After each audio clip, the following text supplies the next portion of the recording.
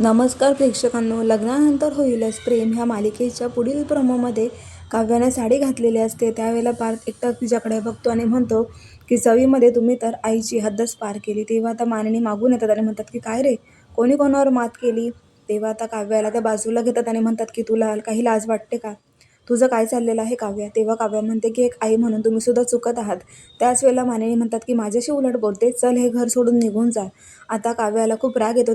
ती म्हणते की तुम्हाला इतकंच वाटतंय ना, ठीक आहे जाते मी घर सोडून. म्हणूनच तिचे सगळे अभ्यासाचे वह्या पुस्तकं साड्या वगैरे सगळं तिने पॅक करून आता ती घरातून बाहेर निघून जाण्याच्या मार्गात असते. तर इकडे आता नंदिनीने ते छोटंसं सॅम्पल बनवलेलं घर जे जीवाने काड्यांनी बनवलेलं असतं ते फेकल्यावर तुटतं आणि जीवाला खूप त्रास होत असतो. तेव्हा नंदिनी म्हणते की साधं काड्यांचं बनवलेलं घर तुटलं तरी तुम्हाला इतका त्रास होतोय, मग माझं माझं तर आनंद निवास माझ्यापासून दूर तुम्हीच लोटलेला आहे. तेव्हा माझ्या मनावर किती आघात झाला आहे तुम्हाला समजतंय का.